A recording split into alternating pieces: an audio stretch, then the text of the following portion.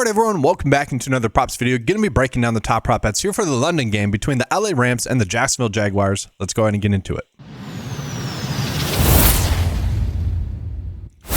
So guys, to start off with a quick game preview, looking at the game total, spread, and money line, seeing if we got any bets there, and then they'll be able to set the stage for the prop bets that we're going to be on. So game total wise, 44.5, really nothing there. I would say that's, if this was not a game in London, I would actually say that that's probably a little bit too low, even with the LA Rams being without Puka Nacua, obviously one of the best receivers in the league. That's going to hurt a little bit. The Jacksonville Jaguars are going to be without arguably their top pass catcher still as well, with Brenton Strange, their tight end, still being out as well. We'll break that down and kind of who's going to benefit from that in just a second, but stick with these lines. Money line wise, it's interesting, guys. The Jaguars are, and let's actually take a peek at this. So we're going to go to the best bets list here. And I just wanted to see which bet was going to be the best money line bet that we can be on for the Jacksonville Jaguars. So DraftKings, guys, plus 142. Okay, compared to the other odds that we're getting out there, this is a minus 1.9% edge decrease. And all that's measuring is going to be taking the likelihood for that bet to hit based off the average sportsbook lines, taking the juice out of that, and then comparing against the DraftKings line with the juice still attached. Anyways, that's a good bet. And the reason I'm bringing that up is because the LA Rams chose to travel very late to this game. And so obviously, like, jet lag becomes a factor in there. We've seen other teams travel late to the London game and just not be awake for it pretty much, kind of sleepwalking through the game. And so I do think that bet, specifically there on DraftKings, plus 142 for the Jaguars to win, is a very interesting bet. Obviously, that franchise is more used to the travel needed there in London games, playing a bunch of London games. And then just worth calling out as well, spread-wise, the LA Rams are going to be 3.5 point favorites on average there as well. If you guys like that bet on ESPN, bet plus 112. Not a terrible bet. But for props betting purposes, I don't really see a specific strategy based off of the game totals, but I do think it is worth calling out the potential for the Rams to, be sleepwalking through the game. You could make a bet slip specifically based off of that. So now, guys, let's go ahead and talk about Puka Nacua being out. So obviously he was kind of banged up throughout the game last week, missed most of it, but still ended up playing a decent amount of snaps, but was not able to get a target after he was injured. He was kind of out there being a decoy. So he ended up playing 53% of the snaps. Jordan Whittington is, to me, going to be the player that benefits the most, guys. He ended up getting 92% of the snaps, only 4 targets last week, but I think he is someone that's going to end up having a good game in this one. Now, it is worth calling out as well, Tutu Atwell was inactive in last week's game as well. And so that's part of the reason as to why Jordan Whittington ended up getting 92% of the snaps. But I think the production could be spread out. I think it's mostly going to go to Jordan Whittington and Devontae Adams. I kind of think Whittington is going to be in the Adams role. Adams is going to be the Puka Nacua role. But with Tutu Atwell out last week, we saw the kind of secondary stats go to Puka, Xavier Smith, and then Munfield. I do think Tutu Atwell is probably going to get 65% of the snaps. The player that actually benefited with Tutu Atwell going out, with also Puka Nacua being out, was Tyler Higbee, guys, the tight end for them. And so a lot of people are trying to draw a conclusion that, Tyler Higbee is going to benefit with Puka Nacua being out, which sure, that could end up being true. But a lot of the production that Tyler Higbee had in the last game were kind of last read options, were check down options that could have easily went to Kyron Williams. And also, if Tutu Atwell is being back, it's going to go to Tutu Atwell if they choose to use him in that way. And so again, I kind of think the best value that we're going to get in terms of predictability is going to be with Jordan Whittington. So let's go ahead and jump back into him. So this is a bet that I gave you guys yesterday as well as part of like my best bets video.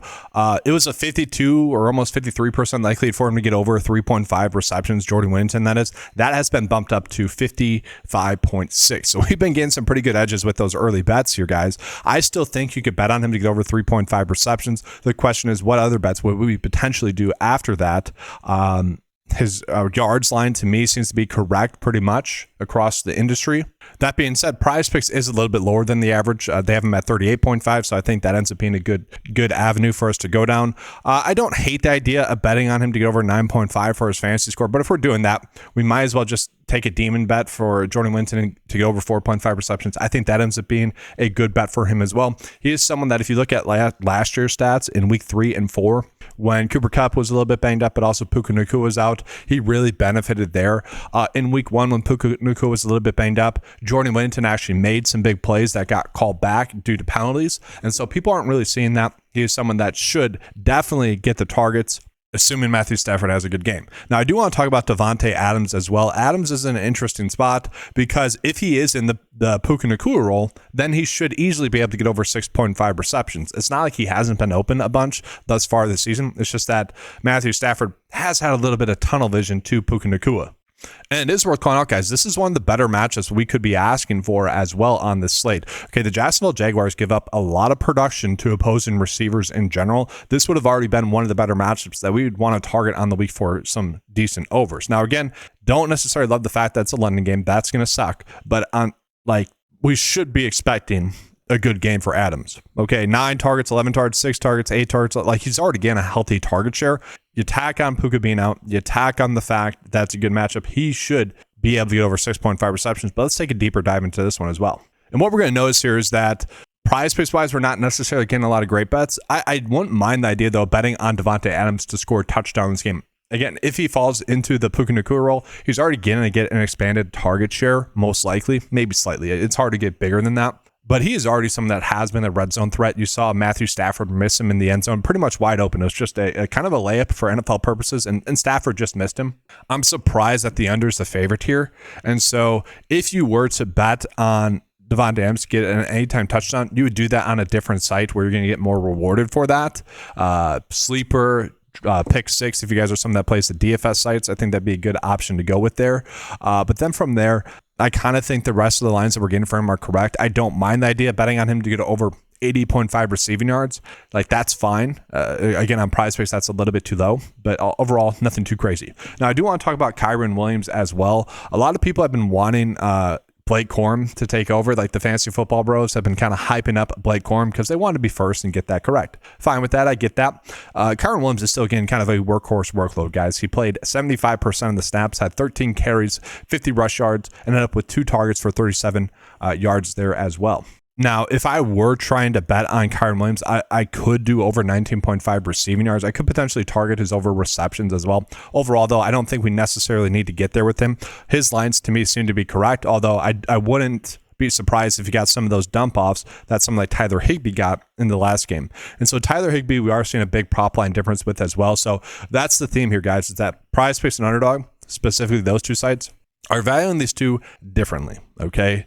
Or this game differently, specifically for the Rams. And so there is some value in kind of choosing to bet on both sides and potentially running out middles there, because a 4 for a receiving yard difference is pretty huge. Again, I don't think Higbee is going to get as much as production as he had last game. Again, because I think that was mostly due to Tutu Atwell being out as well as Puka Nacua. But at the same time, wouldn't it be surprising? And 27.5 is not that big. The thing that concerns me with Tyler Higbee is he played 67% of the snaps last week, only had a 46% route share. And on the season, guys, he's only averaging 50% of the snaps for the team. And so last week was a big spike, which to me was a little bit random. And so to me, it kind of seems like Sean McVay is kind of picking and choosing the spots that he thinks is correct to attack a defense with whichever receiver or whichever tight end. Don't be surprised if Terrence Ferguson ends up getting a little bit more run in this game. He ended up playing 32% of the snaps. So worth calling that out there as well. And then Matthew Stafford, just worth calling out. A slight prop line difference in regards to his PrizePicks and Underdog fantasy score. I don't hate that. He's someone I don't mind for like over 22 pass completions, but that also feels like we're forcing it. I think we're already getting some pretty good bets there for the Rams. All right, so now let's go ahead and jump on into the Jacksonville Jaguars here. So, obviously, Brenton Strange is going to be out here for the Jaguars, and the player that ended up playing the most snaps was Hunter Long. Hunter Long ended up playing 79% of the snaps, had a 67% route share, ended up with 3 targets, which is interesting because Johnny Mund ended up playing only 38% of the snaps, only played in 29% of the routes, and he ended up with 2 targets for 1 reception and 14 yards. So that's my long way of saying I kind of expect Hunter Long to get a little bit more run in this game. Maybe he ends up getting another target. Hunter Long ended up getting 2 receptions for 19 yards. Okay, so if you give him another target, theoretically, he should be able to get 3 catches.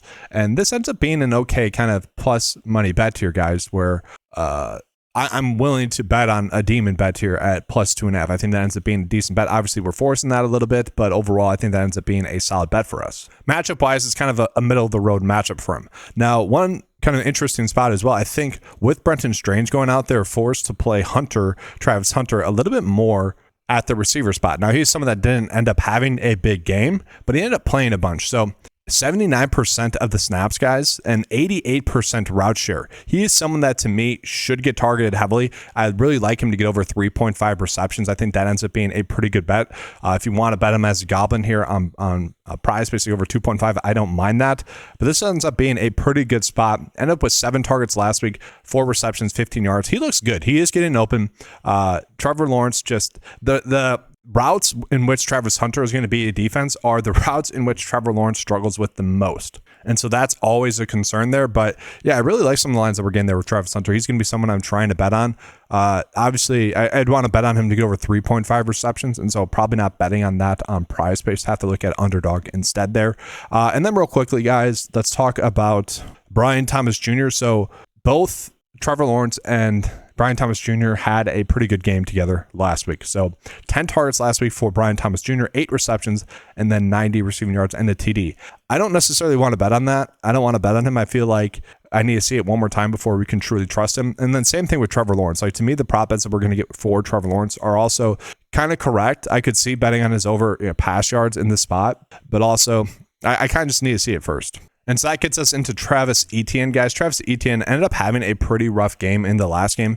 Only 27 rush yards against KC, 49 rush yards. He didn't play terribly in KC, but last week not as good. Only 60% of the snaps there as well. It really comes down to, do you think the Jaguars are going to win? Do you think the Rams are going to sleepwalk through this game? Because if you do, then we could potentially be looking at Travis Etienne to get over his rush yards. I wouldn't hate that.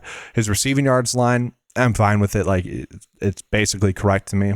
And again, if you think they are going to win this game, I could see betting on him to get over 14.5 rush attempts, but I just feel like there's no need. I would rather go with Hunter Long and Travis Hunter. So going ahead and getting into the bet of the day here for this slate, guys, force the bet on PrizePicks, and I'll give you guys an underdog bet here as well. The tough part is telling you guys how to attack it specifically, just because we are on PrizePicks specifically. Like, I would rather bet on Jordan Whittington to get over 3.5 receptions. Hunter Long, I'm okay with betting him to get over 2.5 receptions. And then Tyler Higbee and Devontae Adams, we're just seeing some pretty big prop line differences between PrizePicks and Underdog, how they're valuing them. So it does make sense to run out a middle here where we're betting on the overs here on PrizePicks. Now, I will say I'm more likely to bet on Higbee for under his receiving yards on the Underdog than I think like he is likely to get his over here on PrizePicks, but it's just a big enough prop line difference to the point where we want to be taking advantage of it. So if the lines get adjusted, I would be favoring more of the under, but that'd be a bet where I just feel like we don't need to target it then at that point. Same thing with Devontae Adams, guys. Like, I would probably be favoring the over for him more, but once the lines get adjusted, probably don't need to attack that as much. And then looking at Underdog, again, Travis Hunter, I really like him to get over 3.5 receptions. You could bet on him to get over 4.5 receptions. Tyler Higbee then attacking the under. Again, I like that one a little bit better. If Tyler Higbee ends up going off, then it's probably going to be Tutu Atwell. That is not successful. That being said, if you guys do not like the Jordan Whittington overcall, Tutu Atwell would be the way to go then, because one of those two are going to be the reason as to why. Maybe Kyron Williams gets more involved in the passing game. I don't see that happening. Jordan Whittington is just a good swap away from Puka Nacua. And then Devontae Adams, again, I probably like his over a little bit more, 80.5 receiving yards. But again, those middles are just too good to pass up on. That's going to do it for this video though, guys. Appreciate you being here. Leave a like, subscribe to the channel. If you guys would like access to any of the tools that you saw throughout this video, the PrizePicks Optimizer, the NFL Sportsbook Cheat Sheet, a bunch of other tools available at 9to5sports.com for a low monthly cost of $10 a month. Give it a look, guys. Appreciate you being here. Good luck. And as always, let's keep cashing.